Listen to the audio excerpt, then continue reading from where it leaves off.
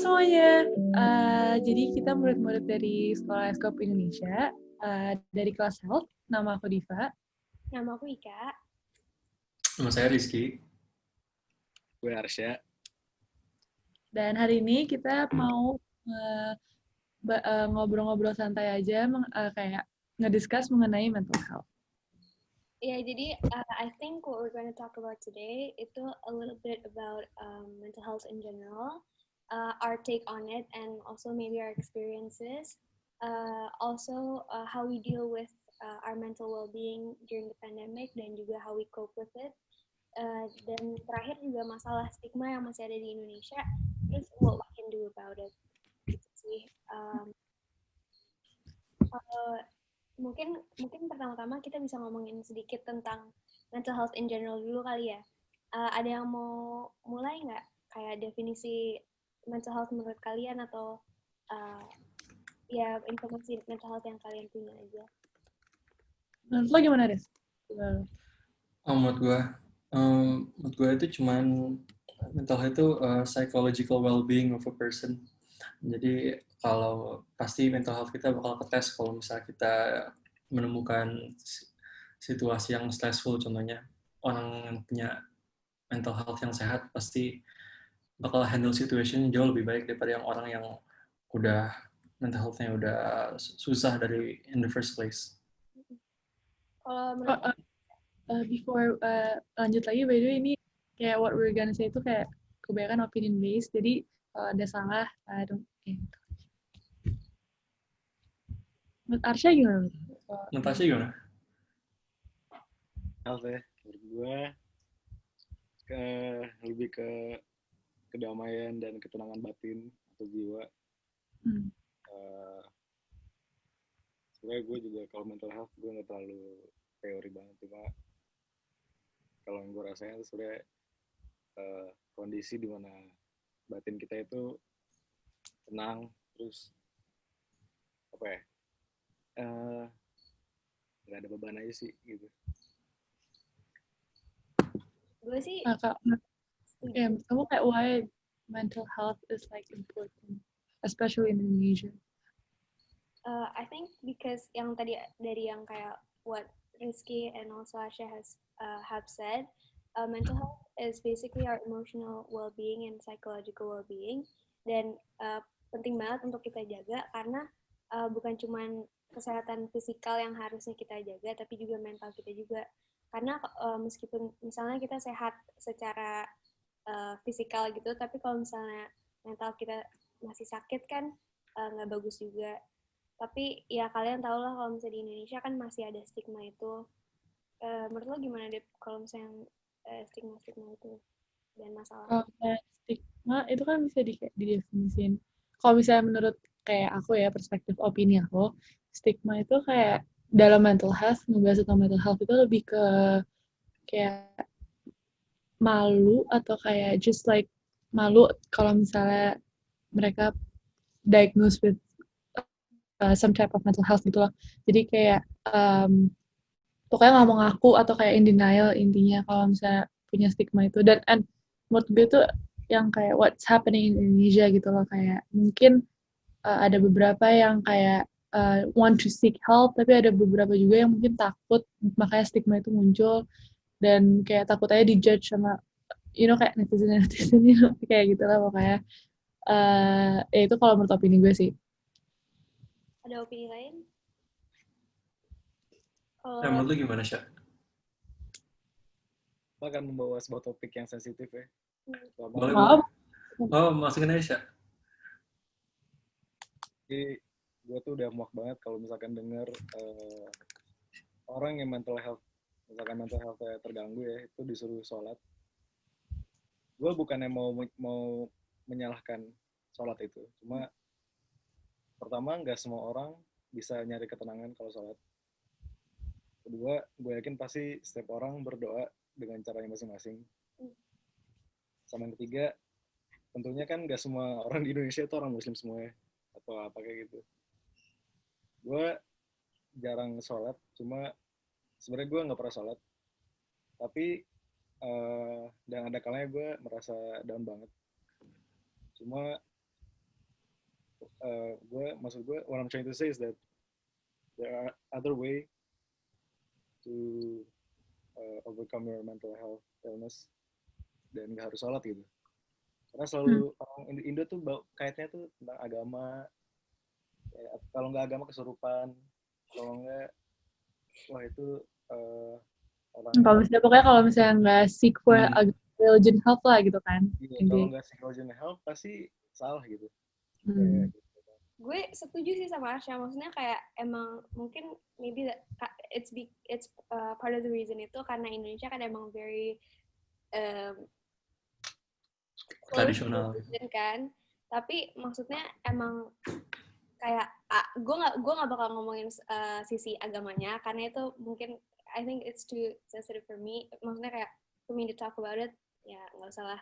Tapi I think that what I agree with from Arsha itu I think kalau misalnya orang yang memiliki penyakit mental atau disorder or disabilities, kita jangan paksa mereka to do what they feel isn't right. And I think stigma itu juga bukan cuma malu diri sendiri, tapi juga penduduk Indonesia ngelihat orang yang punya penyakit mental masih yang kayak orang gila atau gimana gitu kan. I think it's very important for us to emphasize how important it is to talk about it dan juga seek professional help. Karena mungkin tadi yang Arsha bilang for him personally, kalau misalnya lo sholat and it doesn't help, I think that it's better if you talk about it with someone or you seek professional help, like a therapy or something like that kan. Itu menurut gue sih, kalau menurut kalian gimana? Nah, itu gue mau nambahin kayak bukan yang nggak menghargai, tapi kalau misalnya kadang-kadang greget dan I don't get it with people yang kayak make fun of people, kayak teenagers atau kayak kids yang punya mental illness, terutama yang kayak autism and like kayak yang kayak people that go to therapy is crazy gini kayak lo kayak ini itu mental illness itu dari mereka lahir, they don't chose to be like that, jadi kayak you don't get to judge too quickly gitu loh, jadi tolong kayak dihargain gitu kan kalau misalnya ada yang di depan lo gitu ada yang punya mental illness gitu, jadi kayak dan pun kalau misalnya for people yang sekarang lagi going through mental illness atau kayak developing symptoms mental illness gitu, don't be afraid to like just keluarin. Mungkin you're not ready, you're not ready, tapi kayak jangan pendemin juga, karena kalau personally for myself itu gue tipe orang yang kayak harus dikeluarin ke orang gitu loh, nggak bisa dipendem. Jadi different people different methods gitu. Pasti tentunya kalau kita mungkin kalau misalnya kita keluarin ke orang gitu, belum tentu orang yang kita minta advice itu udah tahu what they're talking about, nanti nggak? Kadang bisa ya kita expect untuk orang ini bakal bantu. Makanya itu penting banget untuk beneran cari professional help, karena itu udah guarantee orang-orang yang tahu what they're talking about, udah kayak is their job, daripada kita beneran cari orang yang kita trust tapi akhirnya kita disappointed sendiri gitu. Iya. By the way kan kita teenagers nih, kayak dan menurut gue teenagers itu yang kayak tahap-tahap gimana kebanyakan dari teenagers kayak face with kayak new kayak environment. Types environment atau kayak mereka nggak tahu kalau mereka mental illness gitu. Menurut kalian gimana kalau misalnya di kalangan apalagi kita gitu? Kalau menurut gue sih ya, karena kita kayak maksudnya di rumah aja and we're trying to fit in lah. Kita ya before the pandemic ya maksudnya we hang out and socialize gitu. And mungkin salah satu masalah juga kalau misalnya sebagai remaja itu we tend to maksudnya some people tend to self-diagnose, which is really bad too, kayak because we don't seek professional help. Mungkin mereka misalnya dapet symptom misalnya, oh iya gue nggak suka, I'm an introvert and I don't like to go to parties, terus kayak they self-diagnose to have social anxiety or something like that. And I think itu salah satu hal yang very damaging to our own mental health and also mental health in general, yang kayak jadi undermining people that actually have these mental illnesses kan. Dan kalau misalnya yang tadi Diva nanya tentang remaja sendiri, Mungkin kalian bisa ngomong sedikit about your own experiences with dealing with your mental well-being atau gimana? Asha mungkin?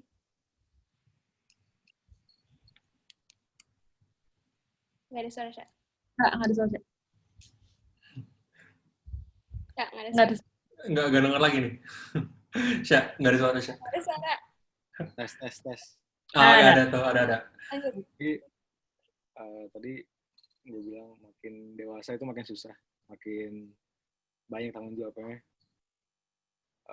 Ya, gue mau kuliah atau apaan, tapi yang pasti sih semakin kesini kita semakin perhatiin lagi, kayak kalau dari gue life choices yang mau, dan itu kadang gue pikirin sampai malam, jadinya nggak bisa tidur, terus gue jadi sering jadi lama-lama insomnia, susah tidur, akhirnya harus minum obat tidur, terus paginya telat ya, terus kedampak ke semuanya sih gara-gara overthinking, terus anxiety, takut gimana di masa depan gitu sih kalau dari gue ya. Sama yang kayak that's types of mental illness itu di yang lo bilang tuh you're having kayak so many different types of mental illness aja kan. Itu lo cope gimana? Kayak mungkin untuk orang-orang yang di luar sana susah untuk nyari solusi gitu mungkin. Gue sebenarnya tapi yang gue bilang di sini aja, nggak usah dibawa keluar. Gue sebenarnya Ini YouTube kok beda. Ini gue kalau ini agak mundur itu suara hilang ya, jadi padahal gue pengen ambil baringan ini. Sya, ini itu untuk YouTube Sya. Ini Oh, nanti boleh. akan di-post ke YouTube Sya. Oh. Maksudnya lo boleh you can express Boleh. yang Okay. lo maksudnya kita nggak pressure you to say anything that you don't want to. Oke, kayak gue sering banget extreme mood swing, cuma dari dulu gue tuh sering nahan aja gitu. Tapi pas gue udah gak kuat gitu ya, kayak gue bisa kayak ekstrim banget. Dan lama-lama gue kayak capek sendiri, kayak mau ngomong sama orang tapi gak ada yang ngerti. Jadi aneh. Ya aneh sih, maksudnya kayak udah capek, bingung. Terus lu mau ngomong ke siapa? Mau ngomong ke bokap nyokap juga agak males, karena disuruh sholat. Ya, berkaki gue nggak menyalahkan sholat ya, cuma gue masih berdoa tapi dalam cara gue sendiri. Akhirnya gue apa-apa gue kalau misalkan lagi kayak gitu, atau misalkan gue lagi menghadapi mental illness, gue selalu sendiri gitu. Gue maksudnya nggak ada bantuan, dan gue kayak nyari jalan sendiri gitu. Ya agak susah sih, lebih susah daripada ngomong ke professional help, tapi gitu. Lo nggak pernah mau seek psychologist or like just therapy? Gue pernah sekali itu. Gue bikin appointment, terus kayak gue ngomong panjang banget. Tapi apa ya? Gue nyadar kayak berkali gue lingkungan gue yang sebenarnya nge-affect perilaku gue juga. Terus pergaulan, ya gitu-gitulah, tau lah. Gitu aja sih ceritanya. Tapi ya menurut gue mungkin kalau misalnya yang lo terapi itu kan lagi-lagi juga, kalau misalnya lo terapi doesn't mean that langsung cocok sama psikologisnya kan, pasti kayak apa ya, trial by error I guess. And Iya. Apalagi kalau misalkan ketemu sama, ya no offense ya, terapisnya yang mungkin udah agak tua. Ya. Jadi ngomongnya udah kaku banget, terus ngerasa mindset dulu gitu deh. dulu gitu kayak ya kamu ngomong sama gini-gini, kamu gini-gini. Cuma kayak nggak salah sih, cuma bukan apa ya, nggak pas aja. Gue tuh pengennya yang nggak terlalu tua juga, yang kayak bisa diajak ngomong, terus bisa nge-relate gitu. Itu ngebantu banget sih. Gue personally I'm gitu, tapi sama people that are close to me pernah, and mereka juga nyoba kayak different therapists from different places, baru dapat mungkin kayak kedua kali atau ketiga kali. And I think kalau misalnya kita mau benar-benar prioritaskan kesehatan mental kita, I think that's maksudnya even though ya emang capek sih ya maksudnya ngomong the same things over and over again. Tapi if at the end kita bisa ketemu orang yang emang ngertiin banget kita nih terus bisa bantu, I think that's part of what you do gitu loh. Or biar lo agak lebih tenang aja kan. Kalau yang lain ada yang mau cerita lagi tentang experience Tapi mereka? kayaknya menurut gue itu untuk nyari, contohnya untuk kita remaja ya, khusus untuk kita remaja yang masih di sekolah gitu, yang belum punya pendapatan uang sendiri gitu. Nah, of course, untuk dapat terapis itu kan nggak cheap, jadi kita harus minta orang tua dulu. Kayaknya untuk lebih ke orang tua deh. Kalau misalnya ada anak atau apa gitu yang minta khusus untuk terapis, kayaknya itu lebih jauh lebih worth it investment untuk anak kita gitu, untuk anak mereka gitu. Karena yang kayaknya untuk orang tua untuk ngerti itu kalau misalnya ya itu tadi, kalau misalnya terapis itu bukan berarti anak kita gila gitu. Itu artinya cuma anak kita minta bantuan. And what I struggle to understand itu kenapa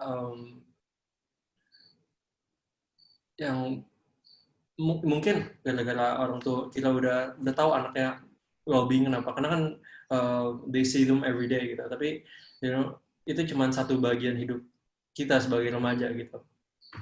Ya pasti ada hidup lain di luar itu yang pasti nge-efek mental health kita jauh lebih gede yang what's going on in our house gitu. Gue itu kadang-kadang kalau misalnya mau minta kayak uang yang not related to therapy deh, coba kayak yang lain aja, ini untuk apaan uangnya? Enggak kak. I mean I'm older sister, dan kayak kadang-kadang ya, kalau misalnya orang tua bilang untuk minta hal sesuatu aja bilang ngapain mahal, gimana maksudnya kayak kalau terapi and they don't understand, kayak kadang-kadang nyebelin aja, kayak gue takutnya udah nge-expect mereka akan jawab apa, ya itu ngapain sih kak, kayak gitu kan, jadi kayak udah mendingan nggak usah gitu. And ini Terus kayak gue mau nambahin yang tadi Asya bilang soal kayak kayak coming to age gitu, terus kayak being mature, udah segini, udah umur 17 gitu-gitu, kayak kadang-kadang kayak for me personally, I need my parents to trust me, kayak I can do this gitu, don't underestimate me atau kayak don't doubt me gitu, kayak karena mereka dengan yang mereka kayak put kayak kamu harus kayak gini, kamu harus kayak gini, kamu harus kayak gini, itu nge-put pressure on me and I don't like that. Tapi kayak at the same time mager juga ya gitu ngomong kayak apaan sih, nggak usah, ya udah I get it gitu. They will not get it even though I will tell them kayak many times gitu. Jadi kayak for parents kayak just like trust us gitu loh. Trust us gitu aja. Kalau menurut gue maksudnya kayak I'm just like prediksi kayak what I think and my theory aja, itu kalau misalnya because their parents terus mereka udah kayak ya they're older than us, pasti menurut gue ya maksudnya mereka ngeliat kita kayak I've been through what they've been through, yang kayak masalahnya itu aja, karena dibanding masalah yang mereka hadapin sekarang, misalnya they're 40 or something, masalah mereka pasti beda kan sama masalah kita. Ya pasti mereka mikirnya kayak if I can do this, they can do that gitu. Tapi the point is no matter what age we are in and what problems we are facing, doesn't mean one problem is easier than the other atau one problem is not as important as the other. Kan maksudnya people deal with problems different ways, dan kayak I think what all of us are trying to ask itu kayak just for people's mindset to be more open-minded aja, apalagi kan it's about our mental health. Itu penting banget, jadi kita mau ngasih tahu itu aja. Dan kalau misalnya tadi yang tentang coping mechanism itu, mungkin kalau misalnya kita nggak bisa ngomong ke our parents or belum ada uang untuk seek therapy, I think the simplest ways for us to find our own coping mechanism, however that is, misalnya that's healthy ya, maksudnya misalnya kita tulis gitu kan, waktu itu pas term lalu kita pernah ngomongin kan, misalnya how you deal with stress and also how you keep your emotional well-being, itu misalnya you write stuff, atau kita de-stress by watching movies, atau just talking to our closest friends. Itu emang susah, cuman kayak that's just what we can do gitu loh. Kalau dari kita, kalau dari yang personal itu. Gue mau nambahin Ya. ini kayak kan apalagi nih, let's talk like secara realitas kan sekarang lagi corona, lagi pandemi. Dan lagi pandemic, it means that no offense to people out there yang kayak emang love spending time with family and stuff like that, tapi gue tuh tipe orang yang kayak kan kalau pandemic artinya we have to stay home a lot, and kadang-kadang gue tuh juga mau ketemu teman-teman. I need people yang gue bisa ngeluarin, kayak gue ngeluarin my thoughts itu bebas gitu. I need people kayak gitu, dan gue nggak bisa karena I'm stuck with, not that I'm stuck with my family, tapi kayak I just want to see other people gitu, karena kayak kadang-kadang capek aja gitu di lecturein setiap hari gitu. Kalau misalnya kali corona, kalian ada muncul fear baru gak sih yang kayak you didn't know before, terus gara-gara corona kayak lo ternyata I feel this way, terus kayak paranoid atau apa? Mungkin ini gue belum selama 9 bulan, kurang lebih 9 bulan, dari akhir-akhir Februari sampai sekarang, gue baru keluar rumah 5 kali. Oh iya? Iya. Wow. Kayak gitu? Iya, 2 ke rumah tante, terus 2 potong rambut sama sekali untuk sekolah, untuk yang waktu itu tes TOEFL itu. Yang ambil locker. TOEFL ya? Iya. Oh ya, itu 6 berarti.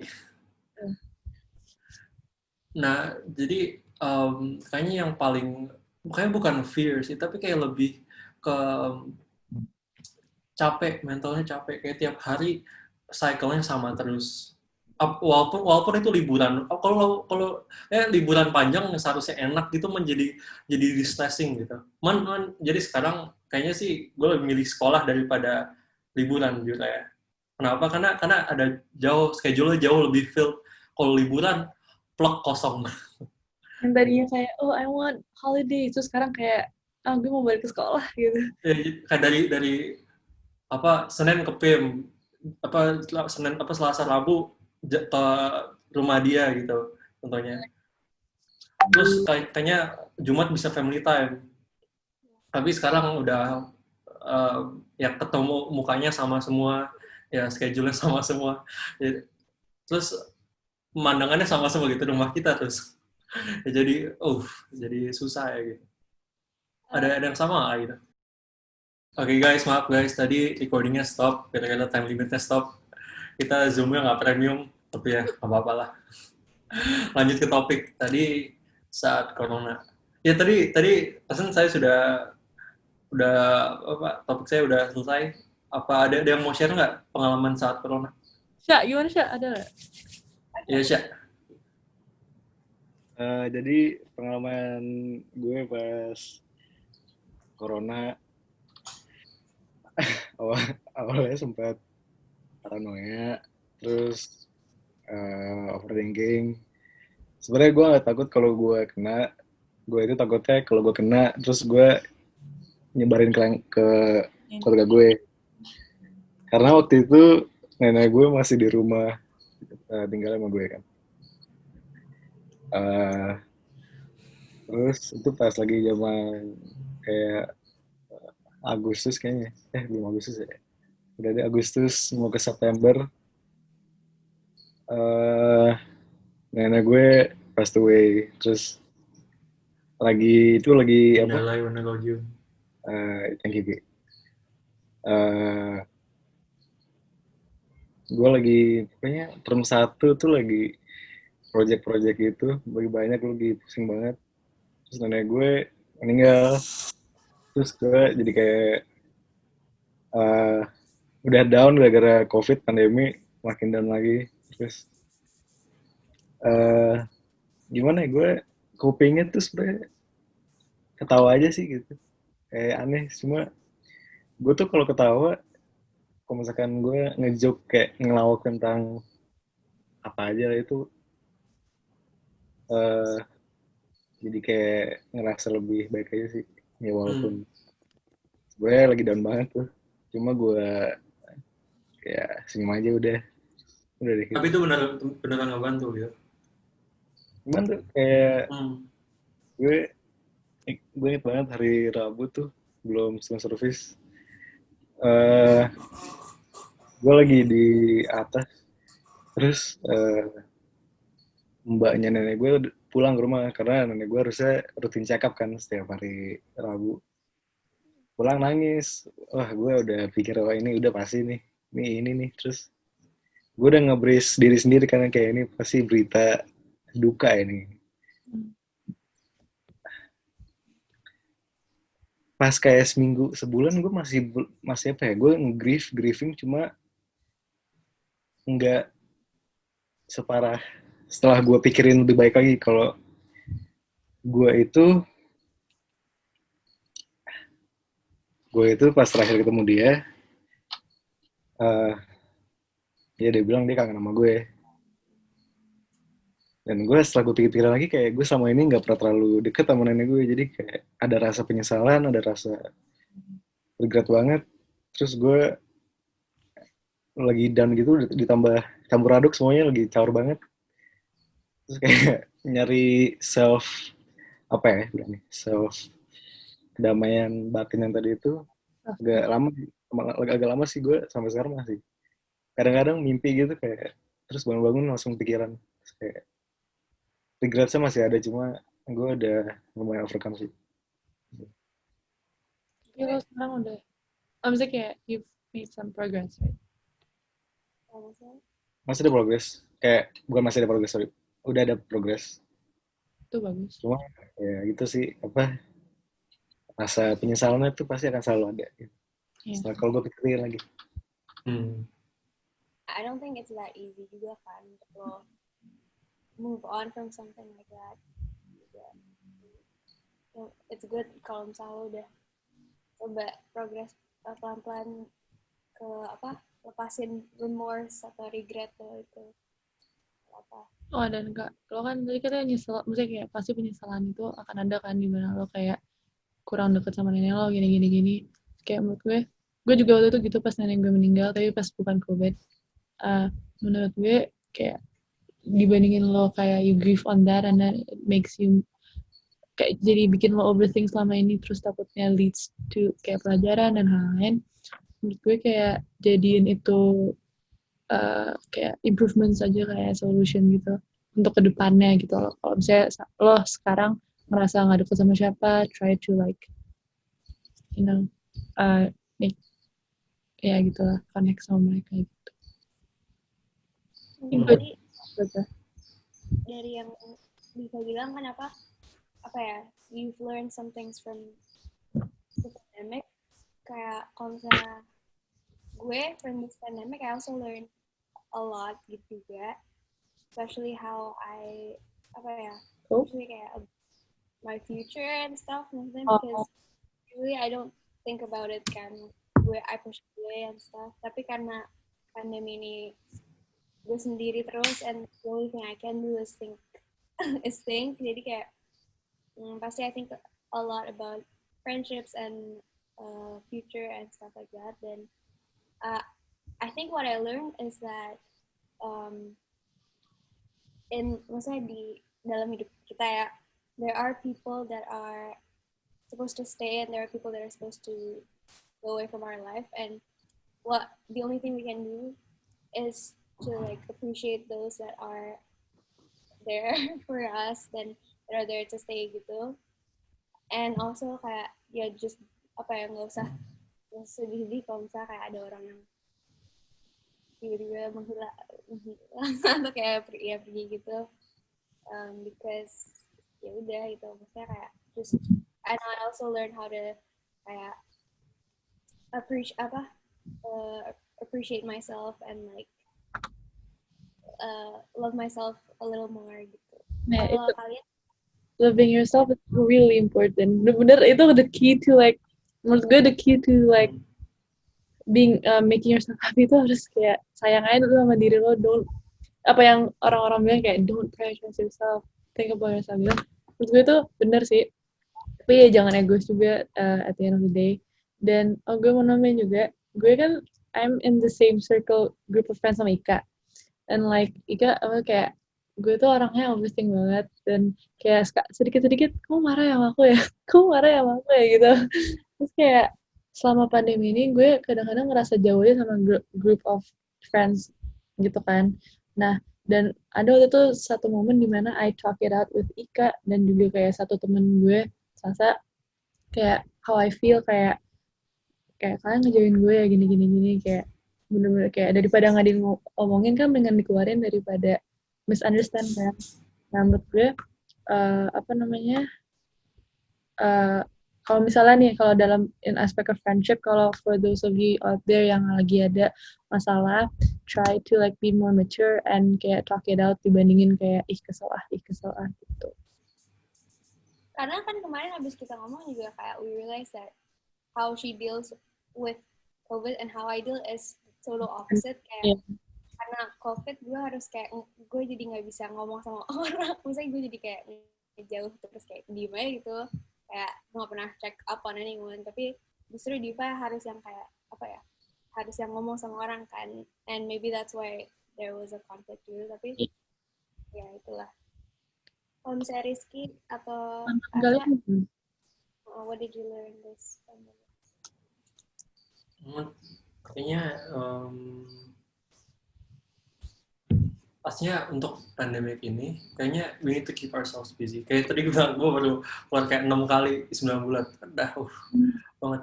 Jadi kayaknya kita bisa ada waktu untuk kita sendiri. Maksudnya kita we need to look at the brighter side. We have all this time for ourselves yang kita dulu nggak punya. Contohnya we need to make our goals. Kita punya goals, self goals gitu. Nah, contohnya we can learn to love ourselves tapi by improving ourselves gitu. Bukan cuma accepting seadanya aja. Contohnya kalau misalnya kalian insecure atau tentang badannya atau enggak, contohnya nilai kalian gitulah. Kalian di rumah bisa belajar atau enggak kalian bisa ikut kompetisi, kalian bisa workout gitu atau lakuin apa adanya. Jadi menurut gue itu sih itu solusinya untuk pandemi ini. Makanya love yourself itu bener-bener itu kalau misalnya kayak udah masuk ke teenager years itu kayak love yourself itu untuk gue susah, nggak tahu kenapa. Kayak I'm not professional dan correct me if I'm wrong, tapi kayak aku kayak it's very hard for me untuk kayak I have this inner my kan diva, tapi kayak ada diva kedua gitu yang kayak ngata-ngatain terus gitu, kayak I cannot stop it. Kayak ngapain sih, gak jelas banget. Tapi kayaknya itu paling susah deh. Contohnya ini untuk personal experience. Ini sebagai positif ya, gue cuma pengen ngasih satu positif ya. Tapi ke satu gitu. Jujur emang aslinya semuanya itu kita semua, kayak hampir semua orang dunia pasti punya self insecure gitu, atau nggak yang akan selalu self doubt. Iya. Self doubt itu bisa dari kita sendiri atau enggak dari orang lain gitu yang ngasih tahu kita. Contohnya gue dulu really insecure about my weight gitu. What I did, berat badan. Oh, your weight, okay. As you guys know dulu, emang jujur sampai sekarang gue juga masih kurus, tapi positifnya itu selama pandemi ini, gue terakhir puasa itu kapan sih? Juni. Jadi dari Juni berat badan gue itu 52. Udah 52. Terus sekarang berat badan gue udah hampir 61. Jadi alhamdulillah. Jadi sampai sekarang emang masih ada insecure, masih ada rasa self nggak enak gitu, masih nggak enak gitu, kayak ada masih kurang gitu. Tapi jadi perbedaannya self love sama self acceptance menurut gue itu kalau misalnya kita udah lakuin, kita udah masukin effortnya, terus baru ada hasil yang kita bisa lihat, Tapi walaupun kita ngerasa self doubt, itu di mana self acceptance itu baru acceptable gitu. Jadi kita nggak boleh langsung accept tanpa ngelakuin apa-apa gitu. Harus ngelakuin satu dulu, ada hasilnya baru. Saya dulu ya. Ya. Jadi jangan kayak gue mau kayak gini tapi mager gitu. And gue setuju banget, maksudnya kayak self love doesn't mean you don't try your best to be the best version of yourself. Kayak gue sih I'm so far from like where I want to be. Misalnya kayak where I want to be with myself yang kayak I love how I look and I love everything about myself gitu belum. Kayak gue misalnya juga gue sama kayak Rizky misalnya kayak about my weight, kayak I want to gain weight and I haven't been able to do that kan sebelumnya, dan pandemi ini juga belum kayak I can't belum sampai situ, cuman I'm trying my best to keep to have an effort, to give effort and keep pushing myself to reach a certain point di mana gue bakal nanti gue mau reach the point where I will be content and like not necessarily happy tapi yang kayak okay I accept how I look and how I act or how I think gitu kan. Setuju. Asya gimana? Jadi pelajaran yang gue ambil pas pandemi ini tadi gue setuju tuh pas be grateful for those yang tetap ada di sisi lo pas lagi saat-saat kayak gini. It really shows yang emang your real friend sama yang cuman buat mengeksploitasikan keadaan aja. Sama yang kedua, gue ambil pelajaran ya emang kita masih coming of age sih, tapi nggak melulu kita harus pikirinnya yang kayak berat-berat gitu. Kita harus enjoy our time gitu, our youth time. Belum udah tua, udah botak ntar udah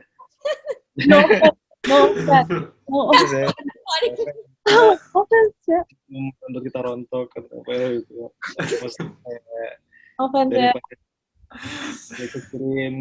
Daripada apa ya, lo pikirin masa lalu lo atau masa depan, lo pikirin masa sekarang aja gitu. Ya, sabar. Nah. Iya. Oke, mungkin untuk YouTube ini we'll just kita summarize dan kita kasih kesimpulan dari satu-satu ya.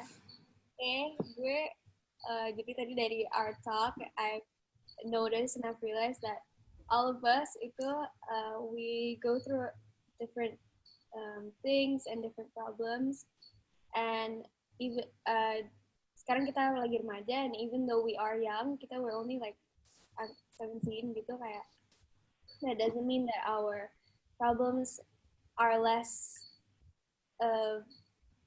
validated, should be less validated than other problems, and how we deal with these problems are so different.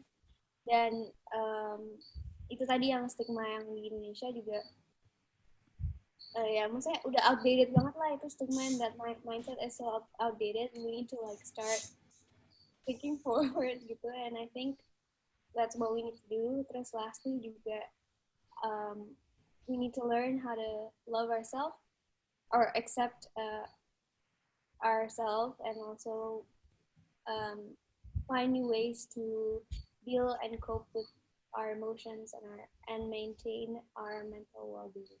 Itu dari gue.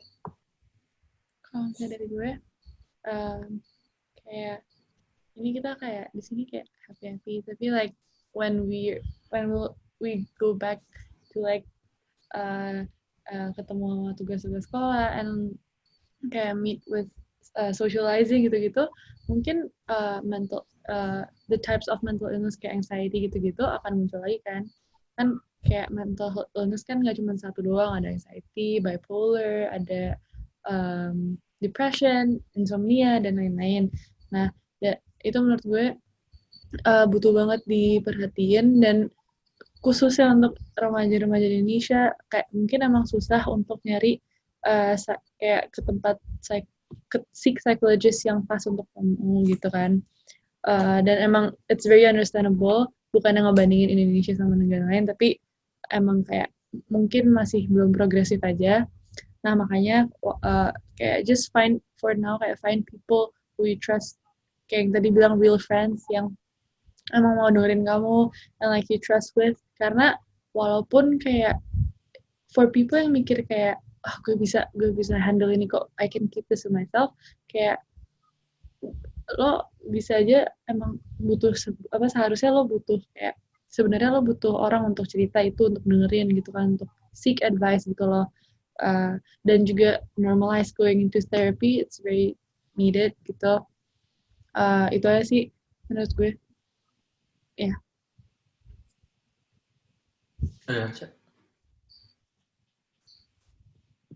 Mulai summary-nya kalau dari gue tadi real friends, atau karena it's really hard to find a genuine person. Bahkan menurut gue ada kalanya orang yang gak gue kenal sama sekali itu kadang mau dengerin lu daripada quote-unquote teman-teman lo gitu. Sama yang terakhir yang gue pengen adalah kalau sebisa mungkin jangan lo pendem deh kalau misalkan ada, ya terutama buat orang-orang yang lagi going through hard times, nahan ke diri sendiri tuh nggak pernah berakhir baik. It never ends well. So, karena lo pasti akan meluapkan rasa itu, dan akhirnya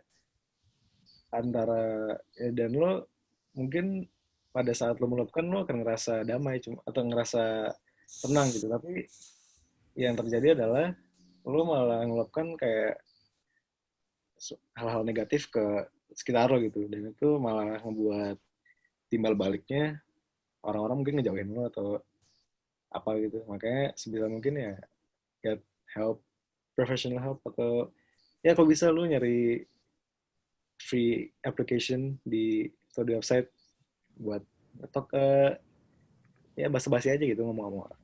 Siapa tahu bisa gitu sih dari gue. Kalau dari gue kayaknya solusi untuk semuanya sih itu untuk menghargain mental illness orang, untuk dengerin orang lain. Sama yang paling penting sih untuk jujur aja sih. Kalau kita punya mental illness kita harus ngomong. Tapi kalau kita nggak bisa ladenin orang, itu kita juga jujur gitu. Jadi jangan, sama sebagai orang tua, sama juga kita harus dengerin orang lain juga. Terutama anak kita, atau nggak keluarga kita, atau nggak orang deket kita. Itu aja sih. Sama jangan nganggap remeh aja gitu, kayak kadang-kadang for some people kalau misalnya yang sampai sekarang masih nganggap mental illness kayak cah gitu, kayak don't. Do what makes you happy gitu. Cool. Do what makes you happy. Lu punya kewajiban buat ngebanggain orang tua lo. Cuma balik lagi, you are the master of your own ship. Sabar. Keren ya, keren. Arsya. Self-loathing. Oke. Itu dong. Ada yang mau sampai lagi ya, kayak just like quote. Tadi kan Arsya udah tuh. Ada yang quote. Any words that you live by? Gue gak ada. juga paling cuma yang apa namanya kayak sama kayak Arsya jauh apa beda katanya. Lo ada gak Ki? Coba kan lu punya, coba keluarin dulu ya. Gue nggak ada, gue sama kayak Arsya. Lu nggak ada? Gue sama kayak Arsya. Gue awalnya sama kayak Arsya. Ya udah. Lu punya ketanggung-jawaban untuk apa tadi? Apa makes parents happy, tapi lu punya hak untuk seneng. Mantap. Oh ini dong, applause dulu, applause. Bentar. Applause.